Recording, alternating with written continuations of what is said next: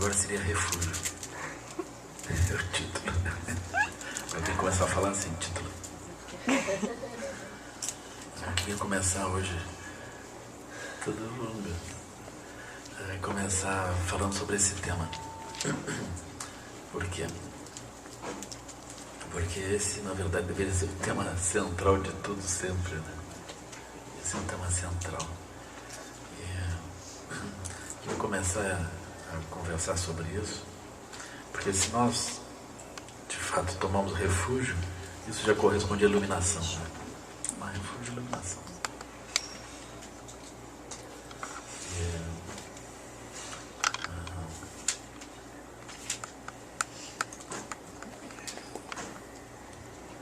Nós, sendo confessamente budistas, né?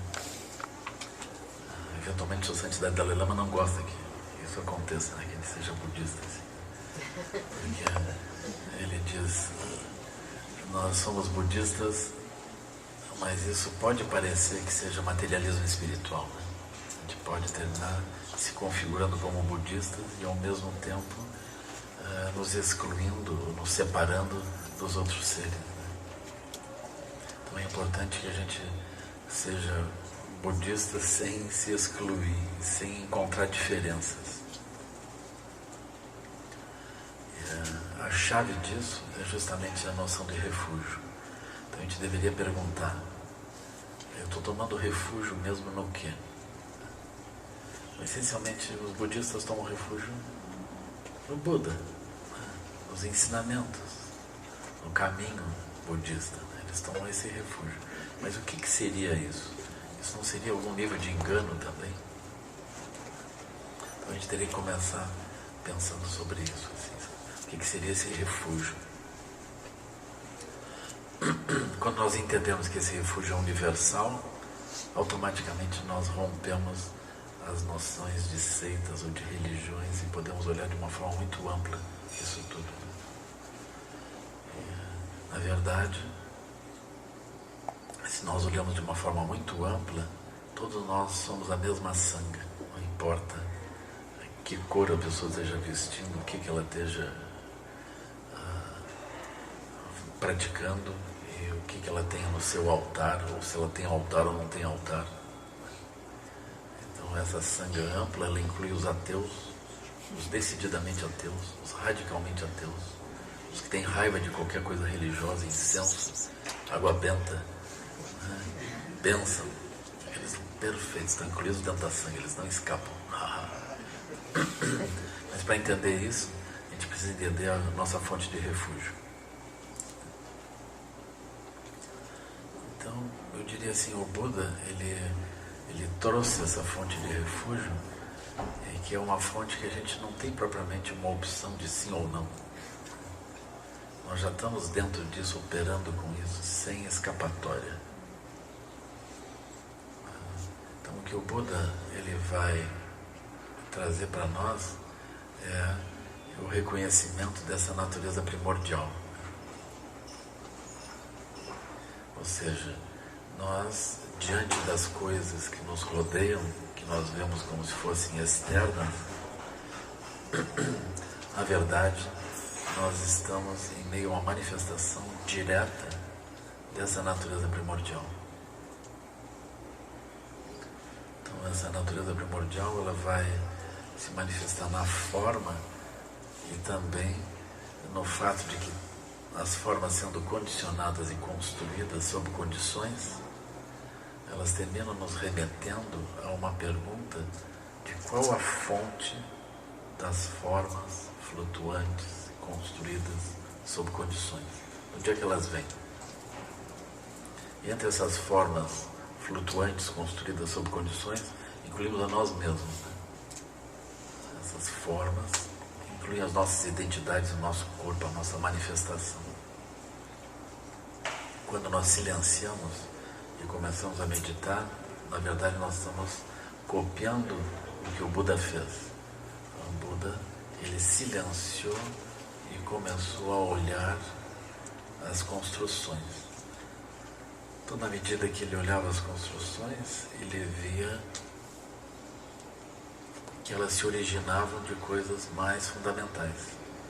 Essas coisas mais fundamentais eram referenciais, paisagens, estruturas que davam origem a isso. Aí ele perguntava, mas isso então surgiu do quê? Aí ele vai olhando desse modo. Ele termina encontrando o que nós vamos chamar de natureza primordial, ou seja, nenhuma forma, nenhuma tendência, nenhuma perturbação, nada para cá ou para lá. Então ele vai encontrando esse silêncio primordial. A palavra primordial, ela vem no sentido de que não há algo antes disso. Aquilo é a base. E quando nós olhamos essa base fundamental, ela se torna não apenas o ponto aonde tudo se dissolve, mas nós vamos perceber que desse ponto tudo também pode começar a ser criado a partir de condições que vão sendo construídas, e essas estruturas, elas se manifestam. Então é muito importante que a gente tenha essa capacidade de passear por dentro disso. É o que nós estamos fazendo, né? Estamos aspirando a fazer isso, né? Estamos treinando a fazer isso.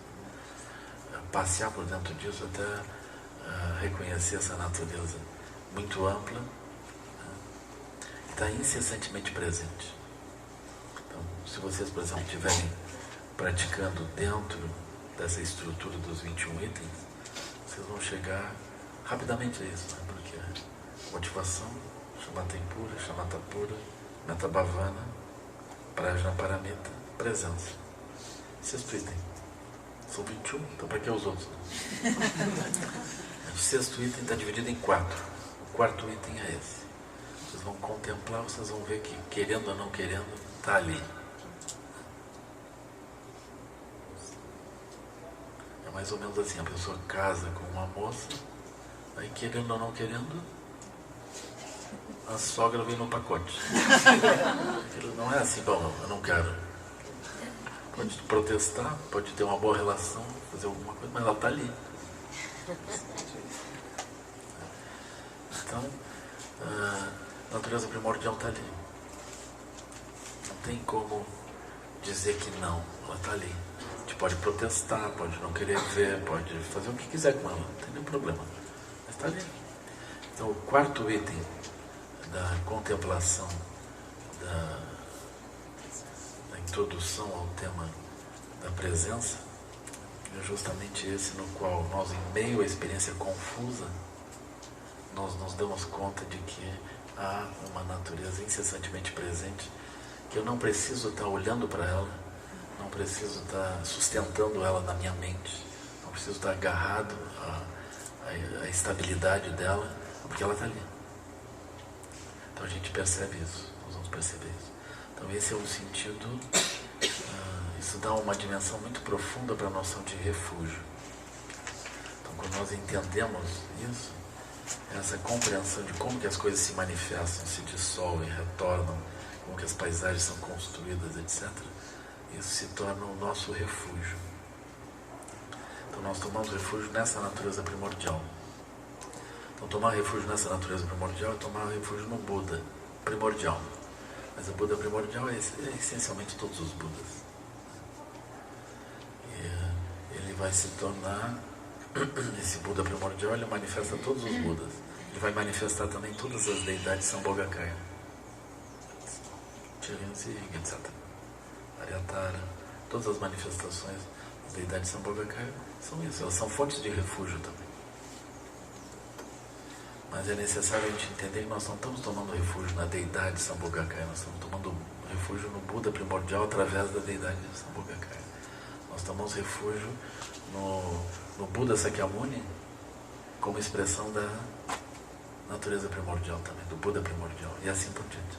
Nós vamos tomar refúgio Buda, Dharma, Sangha. Dharma, os ensinamentos que brotam disso. Sangha é o próprio grupo imantado por isso. Então nós vamos tomar esses refúgios. Então, Eu aqui estou descrevendo de forma muito rápida mesmo. Imagino que moderadamente a gente consegue entender isso, né? Essa é uma prática crucial para nós. Essa é a nossa prática. Essa é a razão pela qual as pessoas vão fazer retiros, para tentar estabilizar e ver isso uma vez, 2 vezes, 108 vezes, 108 mil vezes. Então, quando nós conseguimos ver isso a ponto de que a dúvida cessa, não só a dúvida conceitual, mas o fato de que diante das coisas nós não tomamos paisagens limitadas como fonte da nossa operação de mente. Quando nós fazemos isso e somos capazes de manter incessantemente essa liberdade, mesmo que a gente esteja operando em condições limitadas para benefício dos seres, quando nós temos isso incessantemente disponível, e a gente não precisa sacar isso, né?